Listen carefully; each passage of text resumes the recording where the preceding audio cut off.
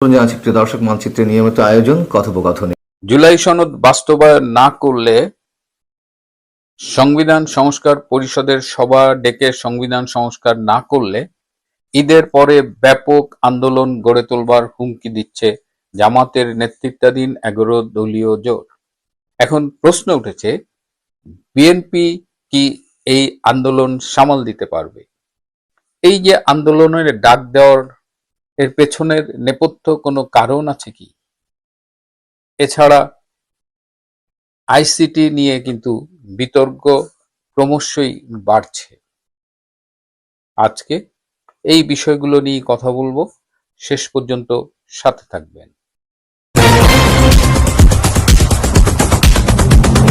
প্রিয় বন্ধুরা, কথা ছিল সংবিধান সংস্কার পরিষদের সদস্য হিসেবে সব নির্বাচিত এমপি শপথ নেবেন, তারা সংবিধান সংস্কার করবেন, তারা জুলাই সনদ বাস্তবায়ন করবেন। কিন্তু নির্বাচনের পরে দেখা গেল বিএনপি পুরা ইউটার্ন নিয়েছে।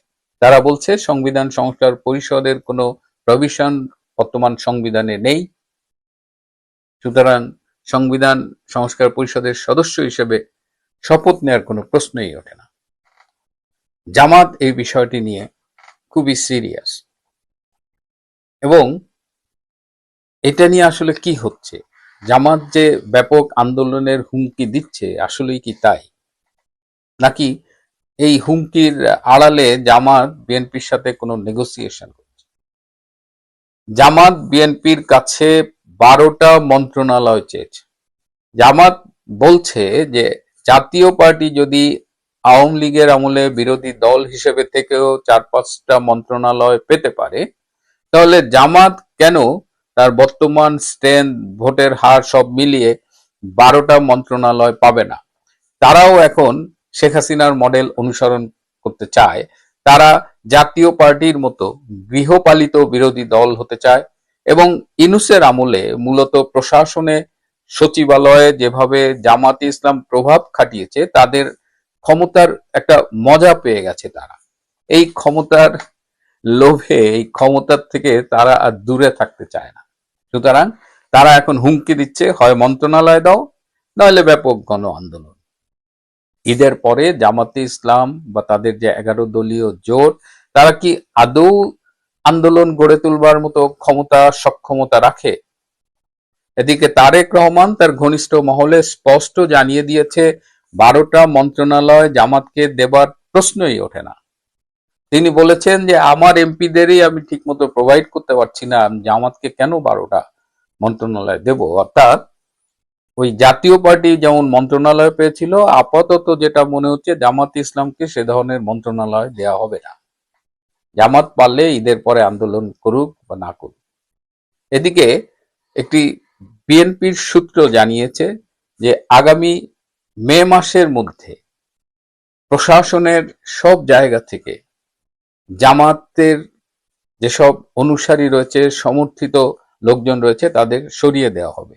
এই প্রশাসন জামাত মুক্তকরণের দায়িত্ব দেওয়া হয়েছে একজন উপদেষ্টাকে, যিনি ঢাকা বিশ্ববিদ্যালয়ের একজন প্রফেসর।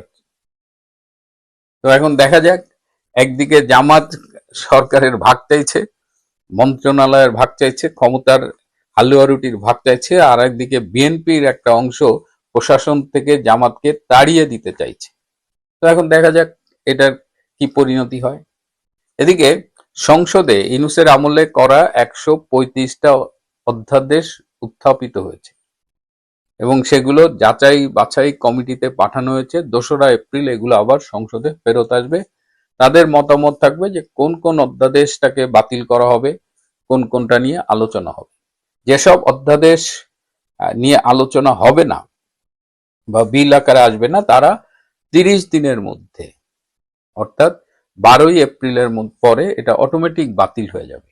আর যেসব অধ্যাদেশ নিয়ে আলোচনা হবে, কিছু কিছু অধ্যাদেশ তারা গ্রহণ করবে বিএনপি। আর এই যে সংবিধান সংস্কার পরিষদ, জুলাই সনদ, এখানে অনেকগুলো পয়েন্টেই কিন্তু বিএনপির নোট অফ ডিসেন্ট ছিল।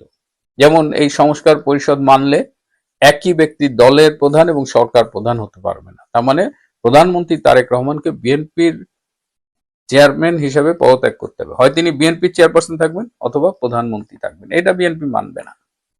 প্রধানমন্ত্রী এবং রাষ্ট্রপতির মধ্যে ক্ষমতার ভারসাম্য, এটাও বিএনপির মানবার কোনো কারণ আপাতত আমি দেখছি না। এছাড়া পরপর 2 টার্মের বেশি কেউ প্রধানমন্ত্রী থাকতে পারবে না। এটা তো বাবা আমেরিকা না, এটা তো দক্ষিণ এশিয়ার একটা দেশ, বাংলাদেশ, এবং এটাও বিএনপি মানবে না। এরকম এগুলো খুব মোটা দাগের কথা বলে। এরকম সংবিধান সংস্কার, উচ্চকক্ষ, এরকম অনেক কিছু আছে যেগুলো অনেকগুলো মানা হবে না, কিছু আলোচনা হবে। তো এই অবস্থায় আমরা দেখবো। এরপরে যেটা বলছিলাম যে আইসিটি নিয়ে কথা বলতে চাচ্ছিলাম। আইসিটি আপনারা জানেন যে এটি মূলত আওয়ামী লীগ সরকারের আমলে করা হয়েছিল। বেসিক্যালি 71 সালে মুক্তিযুদ্ধ চলাকালীন যেসব যুদ্ধ অপরাধ, মানবতা বিরোধী অপরাধ সংগঠিত হয়েছিল তার বিচার করবার জন্য। কিন্তু ডক্টর ইউনূসের উপদেষ্টা পরিষদ সম্পূর্ণ অবৈধভাবে এটাকে অধ্যাদেশের মাধ্যমে আরো অনেক মামলা এখানে আইসিটিতে বিচারের জন্য ঢুকিয়ে দিয়েছে, যেগুলো সম্পূর্ণ বেআইনি। এবং এটা আদালতে চ্যালেঞ্জ হইলে ডেফিনেটলি এটা মানে আদালত যদি স্বাভাবিকভাবে বিচার করে তাহলে এগুলো অবৈধ বলে পরিগণিত হবে। এখন আইসিটির ফেট নিয়ে কিন্তু কথাবার্তা চলছে এবং অনেকেই মনে করছে যে এই অধ্যাদেশটি হয়তো সংসদে উত্থাপিত হবে না, যদি উত্থাপিত হয়ও আলোচনার পরে এটি বাতিল হয়ে যেতে পারে। এবং তার লক্ষণ আমরা দেখছি যে আইসিটিতে যে চলমান মামলাগুলো রয়েছে সেগুলো কিন্তু অলরেডি গো স্লো স্টেজে চলে গেছে। তারা ধীরে চলো নীতি অবলম্বন করেছে।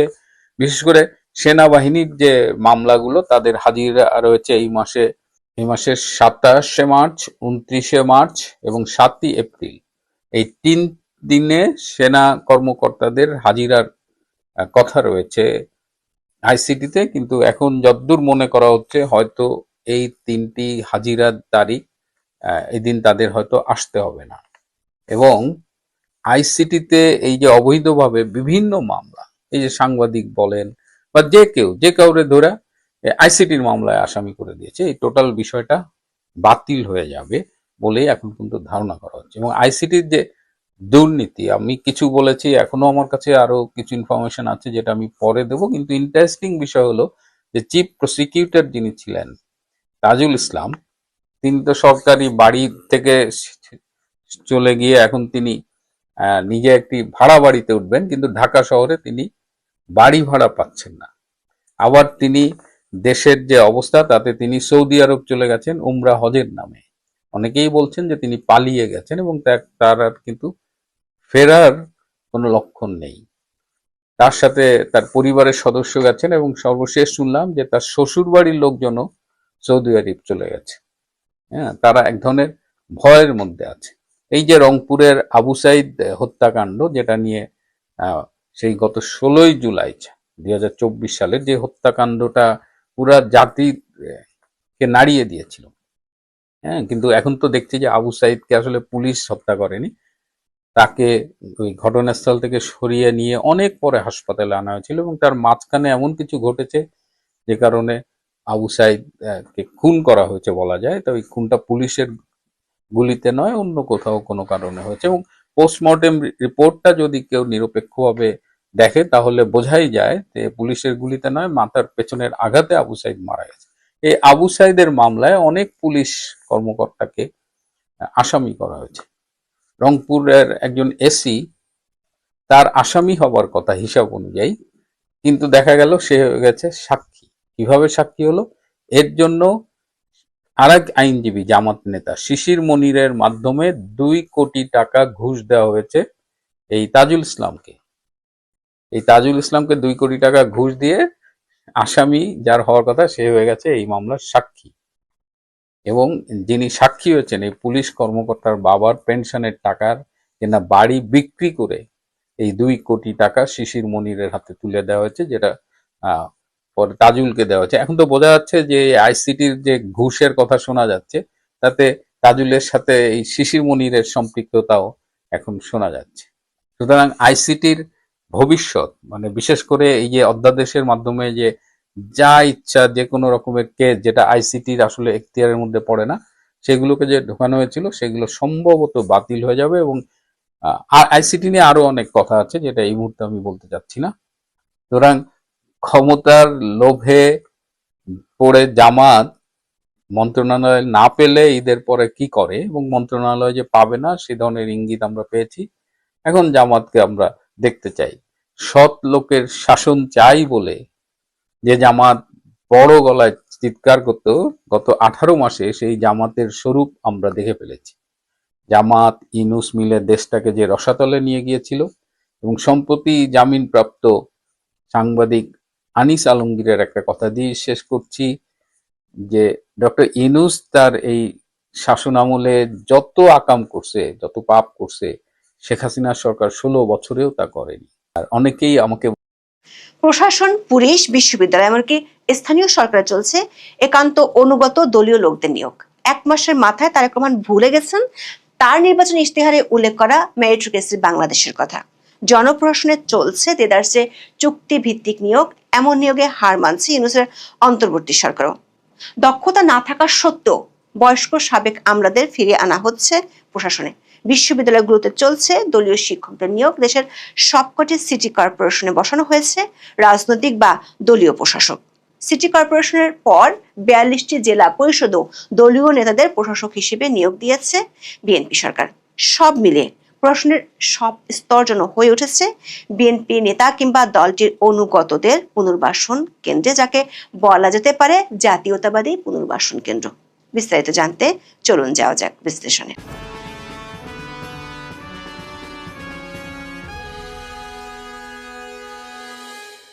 বাংলাদেশে 2024 সালের অগস্টে আওয়ামী লীগ সরকার পতনের পর দেশের সব সিটি কর্পোরেশন, জেলা পরিষদ, উপজেলা পরিষদ ও পৌরসভা মেয়রদের অপসারণ করেছিল অন্তর্বর্তী সরকার। তখন এসব প্রতিষ্ঠানের শীর্ষ পদে অধিকাংশই ছিলেন আওয়ামী লীগের নেতারা। শেখ হাসিনা সরকার পতনের পর তাদের বেশিরভাগই আত্মগোপনে যান এবং অনেকে আটক হন। এমন পরিস্থিতিতে সিটি কর্পোরেশন, জেলা পরিষদ, উপজেলা পরিষদ ও পৌরসভায় প্রশাসক নিয়োগ দেওয়া হয়। অন্তর্বর্তী সরকার তাদের পছন্দসই লোকদের প্রশাসক হিসেবে নিয়োগ দিয়েছিল, যাদের অনেকের বিরুদ্ধে দুর্নীতির ব্যাপক অভিযোগ পাওয়া গেছে। বিএনপি সরকার গঠন করার 1 সপ্তাহের মধ্যে ঢাকা উত্তর ও দক্ষিণ সিটি সহ দেশের 6টি সিটি কর্পোরেশনের সরকারি কর্মকর্তাদের সরিয়ে দলীয় নেতাদের নতুন প্রশাসক নিয়োগ দেওয়া হয়। সর্বশেষ দ্বিতীয় দফায় বরিশাল, রাজশাহী, ময়মনসিংহ, রংপুর ও কুমিল্লা সিটি কর্পোরেশনের প্রশাসক নিয়োগ দিয়েছে সরকার। সরকারের প্রজ্ঞাপনে বলা হয়েছে, সিটি কর্পোরেশন আইন অনুযায়ী কর্পোরেশন গঠিত না হওয়া পর্যন্ত বা তাদের সিটি কর্পোরেশনগুলোতে পূর্ণকালীন প্রশাসক হিসেবে নিয়োগ দেওয়া হয়েছে। যদিও এ সংক্রান্ত দুটি আইনে বলা হয়েছে, একজন প্রশাসক কোনোভাবেই 180 দিনের বেশি দায়িত্বে থাকতে পারবেন না। সিটি কর্পোরেশনগুলোতে যারা প্রশাসক হয়েছেন তাদের মধ্যে কেউ সংসদ নির্বাচনে পরাজিত, অনেকে আবার দলীয় মনোনয়ন বঞ্চিত। সিটি কর্পোরেশনের প্রশাসকদের নিয়ে আলোচনার মধ্যে গত 15 মার্চ সরকার এক প্রজ্ঞাপনে 42টি জেলা পরিষদে নতুন প্রশাসক নিয়োগ দেয়। যারা নিয়োগ পেয়েছেন তারা সবাই নিজ নিজ জেলায় বিএনপির বিভিন্ন পর্যায়ের নেতা। সিটি কর্পোরেশন এবং জেলা পরিষদ দুই ক্ষেত্রেই যাদের প্রশাসক হিসেবে নিয়োগ দেওয়া হয়েছে তারা সবাই বিএনপি নেতা। তাদের কেউ ত্রয়োদশ জাতীয় সংসদ নির্বাচনে অংশ নিয়ে পরাজিত হয়েছেন, কেউ কেউ নির্বাচনে দলীয় মনোনয়ন পাননি। নিয়োগ পাওয়া এই প্রশাসকদের মধ্যে জাতীয় সংসদ নির্বাচনে বিএনপির মনোনয়নে প্রার্থী হয়ে পরাজিত হওয়া অন্তত 10 জন রয়েছে। বিবিসি বাংলা খবরে বলা হয়েছে, প্রশাসক নিয়োগের মাধ্যমে কাউকে সান্ত্বনা আবার কাউকে পুরস্কার দেওয়া হয়েছে, এমন আলোচনাও আছে রাজনৈতিক অঙ্গনে। দৈনিক প্রথম আলো এবং বিবিসি বাংলা খবরে বলা হয়েছে, মূলত এর মাধ্যমে এক ধরনের পুনর্বাসন করা হচ্ছে। যদিও বিএনপি নির্বাচনী ইশতেহারে উল্লেখ আছে, স্থানীয় সরকার থেকে জাতীয় সংসদ পর্যন্ত প্রতিটি স্তরে জনগণের সরাসরি ভোটে প্রতিনিধি নির্বাচনের মাধ্যমে রাষ্ট্র ও সরকারে জনগণের ক্ষমতা প্রতিষ্ঠা করা হবে। কিন্তু বিএনপি সরকার গঠনের পর দেশের পরিস্থিতি স্বাভাবিক থাকার পরও স্থানীয় সরকারের জনপ্রতিনিধি নির্বাচনের দিকে না গিয়ে প্রশাসক নিয়োগ শুরু করায় এ নিয়ে প্রশ্ন উঠেছে। সরকারের দিক থেকে অবশ্য বলা হয়েছে, অকার্যকর স্থানীয় সরকারকে সচল করার জন্য সিটি কর্পোরেশনের রাজনৈতিক প্রশাসক বসানো হয়েছে। একই সাথে জনগণের সঙ্গে সম্পৃক্ত থাকায় সরকারি কর্মকর্তাদের চেয়ে রাজনৈতিক প্রশাসকরা সিটি কর্পোরেশনে ভালো কাজ করতে পারবেন। তবে বিশেষজ্ঞরা বলছেন, দলীয় নেতাদের প্রশাসক করার মাধ্যমে স্থানীয় সরকার নির্বাচন বিলম্বিত হবার এবং এসব প্রতিষ্ঠানে দলীয় কর্তৃত্ব স্থাপনের একটি চেষ্টার ইঙ্গিত পাওয়া যাচ্ছে বলে আশঙ্কা তাদের। স্থানীয় সরকার থেকে জনপ্রশাসন, যেটাকে বলা হয় প্রশাসনের হৃৎপিণ্ড, সেখানে নজর দেওয়া যাক। মুন্সি আলাউদ্দিন আল আজাদ ৬৯ বছর বয়স, যিনি ২০০৯ সাল পর্যন্ত নিয়মিত প্রশাসনের অংশ ছিলেন। বিশেষ ভারপ্রাপ্ত কর্মকর্তা বা ওএসডি হওয়ার পর তিনি আর কোনো নিয়মিত প্রশাসনিক পদে দায়িত্ব পালন করেননি। এখন যে বয়সে নাতি নাতনিদের সাথে তার সময় কাটানোর কথা, সে বয়সে তাকে ১ বছরের জন্য ধর্ম বিষয়ক মন্ত্রণালয়ের সচিব হিসেবে চুক্তিভিত্তিক নিয়োগ দিয়েছে বিএনপি সরকার। এমন নয় যে তিনি ধর্ম মন্ত্রণালয় সম্পর্কে খুব অভিজ্ঞ কেউ। বাস্তবতা হলো, ধর্ম বিষয়ক মন্ত্রণালয়ে তার কোনো পূর্ব অভিজ্ঞতা নেই। শুধু ধর্ম মন্ত্রণালয় নয়, প্রশাসনের গুরুত্বপূর্ণ পদগুলোতে অন্তর্বর্তী সরকারের রেখে যাওয়া কর্মকর্তাদের সরিয়ে নতুন করে যাদের স্থলাভিষিক্ত করা হচ্ছে, তাদের প্রায় সবাই চুক্তিভিত্তিক নিয়োগ পাচ্ছেন। দর্শক, বর্তমানে ২৬টি সার্ভিস ক্যাডার রয়েছে, যার মধ্যে প্রশাসন ক্যাডার সবচেয়ে প্রভাবশালী হিসেবে পরিচিত। সরকারি কর্মচারী বাতানের তথ্য মতে প্রশাসনের ৬,৫৪১ জন প্রশাসন ক্যাডারের কর্মকর্তা রয়েছেন, যাদের মধ্যে ৬৮ জন কর্মরত সচিব ও সিনিয়র সচিব পদে। অবসরে যাওয়া কর্মকর্তাদের চুক্তিভিত্তিক নিয়োগ দিয়ে গুরুত্বপূর্ণ মন্ত্রণালয়ের সচিব পদে বসানোর প্রবণতাকে রীতিমতো একটা ট্রেন্ডে পরিণত করেছিল ডক্টর ইউনূসের অন্তর্বর্তী সরকার। এর আগের সরকার ১৮টি মন্ত্রণালয় ও বিভাগে কর্মরত জ্যেষ্ঠ সচিব ও সচিব পদমর্যাদার কর্মকর্তাদের মধ্যে অনেকেই চুক্তিভিত্তিক ছিলেন। অন্তর্বর্তী সরকারের সময় এই সংখ্যা ছিল ৭৯। অন্তর্বর্তী সরকার গত ১৪ মাসে অন্তত ১২ জন সচিব ও সিনিয়র সচিবকে প্রশাসনের সর্বোচ্চ গুরুত্বপূর্ণ পদগুলোতে চুক্তিভিত্তিক নিয়োগ দেওয়া হয়েছে। একসঙ্গে এত চুক্তিভিত্তিক নিয়োগ এর আগে কোনো সরকার দেয়নি। যদিও ডক্টর ইউনূস দায়িত্ব নেওয়ার পর প্রথম উপদেষ্টা পরিষদের বৈঠক শেষে ২০২৪ সালের ১২ই আগস্ট বলা হয়েছিল, আওয়ামী লীগ আমলে দেওয়া সব চুক্তিভিত্তিক নিয়োগ বাতিল করবে এবং তারা কোনো চুক্তিভিত্তিক নিয়োগ দিবে না। অন্তর্বর্তী সরকারের সময় ১৮ মাসের বেশি সময় ধরে বিভিন্ন পদে চুক্তিভিত্তিক কর্মকর্তা থাকায় পদোন্নতির স্বাভাবিক চক্র ভেঙে পড়েছিল। এতে কেবল একটি নয়, পরপর কয়েকটি ব্যাচ ক্ষতিগ্রস্ত হয়। ধারণা করা হচ্ছিল বিএনপি ক্ষমতায় এসে এমন অযৌক্তিক প্রবণতা থেকে বেরিয়ে আসবে, কিন্তু দেখা যাচ্ছে নতুন সরকার দায়িত্ব নেওয়ার পরও সেই ইউনূসীয় ধারায় চলছে। এরই মধ্যে নতুন নির্বাচিত সরকার দায়িত্ব নেওয়ার পর ১৩ জন সচিবকে দায়িত্ব থেকে অপসারণের পাশাপাশি বেশ কয়েকজনকে চুক্তিভিত্তিক নিয়োগ দিয়েছে। এমনকি একদিনে ৯ সচিবের চুক্তি বাতিল করা হয়। জনপ্রশাসন কর্মকর্তাদের প্রত্যাশা ছিল সচিবের এই শূন্য পদগুলো পদোন্নতির মাধ্যমে পূরণ করা হবে। একই সঙ্গে চুক্তিভিত্তিক নিয়োগ পাওয়া অন্যদেরও পর্যায়ক্রমে সরিয়ে দেওয়া হবে, কিন্তু তা না করে চুক্তিতে নিয়োগ পাওয়া কর্মকর্তারা মন্ত্রিপরিষদ, জনপ্রশাসন, স্বরাষ্ট্র সহ গুরুত্বপূর্ণ মন্ত্রণালয়ের দায়িত্ব পেয়েছেন। বিএনপি সরকার এখনো সচিব পর্যায়ে কোনো নিয়মিত কর্মকর্তাকে পদোন্নতি দেয়নি। বিএনপি নির্বাচনী ইশতেহারে মেরিটোক্রেসির বাংলাদেশ বিনির্মাণের প্রতিশ্রুতি দেওয়া হয়েছিল, যেখানে বলা হয়েছিল মেধা, সততা, সৃজনশীলতা, দক্ষতা, অভিজ্ঞতা ও প্রশিক্ষণ, বেসামরিক ও সামরিক প্রশাসনের নিয়োগ, বদলি ও পদোন্নতিতে যোগ্যতাই হবে একমাত্র মাপকাঠি। কেউ যাতে অন্যায়ভাবে বঞ্চিত না হয় সেটিও নিষিদ্ধ করা হবে। তবে প্রশাসনের বড় পদে আবারও চুক্তিভিত্তিক কর্মকর্তাদের প্রাধান্য আসায় একে ইশতেহারের পরিপন্থী বলে মনে করছেন অনেকে। তারা বলছেন সবার আশা থাকে প্রশাসনের সর্বোচ্চ পদ সচিব হওয়া। অন্তর্বর্তী সরকার দায়িত্ব নেওয়ার পর চুক্তিভিত্তিক নিয়োগ বন্ধ হবে এমনটা আশাও করেছিলেন তারা, কিন্তু সচিব পর্যায়ে চুক্তিভিত্তিক নিয়োগ বাড়তে থাকায় অনেকেরই সচিব পদে পদোন্নতি কেবল স্বপ্নই থেকে গেছে। বিএনপি সরকার গঠন করার পরও সেই ধারা অব্যাহত রয়েছে। কর্মকর্তাদের অনেকে বলছেন যারা চুক্তিভিত্তিক নিয়োগ পেয়েছেন তারা মূলধারার জনপ্রশাসন থেকে দীর্ঘ ১০ থেকে ২০ বছর বিচ্ছিন্ন ছিলেন, ফলে তারা প্রশাসনের বর্তমান গতিশীলতার সঙ্গে অপরিচিত। চুক্তিভিত্তিক নিয়োগের এমন প্রসারের কারণে প্রশাসনের নিয়মিত কর্মকর্তাদের মধ্যে অসন্তোষ, হতাশা তৈরি হয়েছে। কর্মকর্তাদের মতে চুক্তিভিত্তিক সচিব নিয়োগের কারণে কয়েকটি সমস্যা তৈরি হয়। প্রথমত, চুক্তিভিত্তিক নিয়োগের কারণে সচিব পদগুলো দীর্ঘ সময়ের জন্য ব্লক হয়ে যাচ্ছে। এতে পদোন্নতির স্বাভাবিক ধারা বাধাগ্রস্ত হয়, ফলে যোগ্য অনেক কর্মকর্তার পদোন্নতির সুযোগ কমে আসছে। দ্বিতীয়ত, এতে প্রশাসনের নিয়মিত কর্মকর্তাদের মধ্যে হতাশা তৈরি হয়। দীর্ঘদিন চাকরি করেও শীর্ষ পদে ওঠার সুযোগ অনিশ্চিত হয়ে পড়ে। বিশেষ করে প্রশাসনে আগামী ১ বা ২ বছরের মধ্যে যারা সচিব ও অতিরিক্ত সচিব পদোন্নতি পেতে চান, নতুন করে চুক্তিভিত্তিক নিয়োগে ওইসব ব্যাচের কর্মকর্তাদের মধ্যে ক্ষোভ ও হতাশা বাড়ছে। এটি সচিব পদে চুক্তিভিত্তিক নিয়োগ হলে নিচের দিকে ৩ থেকে ৪ জন কর্মকর্তা পদোন্নতি বঞ্চিত হন। এতে প্রশাসনে হতাশার সৃষ্টি হয়ে কাজে স্থবিরতা নেমে আসে। তৃতীয়ত, প্রশাসনের পেশাদার কাঠামো দুর্বল হওয়ার আশঙ্কা থাকে, কারণ অনেক সময় সংশ্লিষ্ট মন্ত্রণালয়ের অভিজ্ঞতা ছাড়াই কর্মকর্তাদের গুরুত্বপূর্ণ দায়িত্ব দেওয়া হয়। সরকারি চাকরি আইন 2018 অনুযায়ী সরকার প্রয়োজনে অবসরপ্রাপ্ত কর্মকর্তাদের চুক্তিতে পুনরায় নিয়োগ দিতে পারে। তবে বিশ্লেষকদের মতে প্রশাসনিক অভিজ্ঞতার চেয়ে রাজনৈতিক আস্থার বিষয়টি বেশি গুরুত্ব পাচ্ছে। জনপ্রশাসন বিশ্লেষকদের মতে সরকার গুরুত্বপূর্ণ প্রশাসনিক পদগুলো নিজের নিয়ন্ত্রণে রাখতে চায়, তাই এমন কর্মকর্তাদের দায়িত্বে বসাতে চায় যাদের উপর তারা আস্থা রাখতে পারে। এই কারণে অনেক সময় অবসরপ্রাপ্ত বা রাজনৈতিকভাবে ঘনিষ্ঠ কর্মকর্তাদের চুক্তিতে নিয়োগ দেওয়া হয়, যেটি এক ধরনের পুনর্বাসন ছাড়া আর কিছু নয়। পুলিশ প্রশাসনেও দলীয় পুলিশ কর্মকর্তাদের ফিরিয়ে আনার উদ্যোগ নিয়েছে নতুন সরকার। বিএনপি নেতৃত্বাধীন 4 দলীয় জোট সরকারের সময় বিভিন্ন ঘটনায় ব্যাপক আলোচিত হওয়া ও পরে আওয়ামী লীগ সরকারের সময় বরখাস্ত হওয়া পুলিশ কর্মকর্তা কোহিনুর মিয়ার দীর্ঘ 15 বছর পর আবার পুলিশের চাকরিতে ফেরত পাওয়ার খবর সংবাদ মাধ্যমের পাশাপাশি সামাজিক মাধ্যমে বেশ আলোচনার জন্ম দেয়।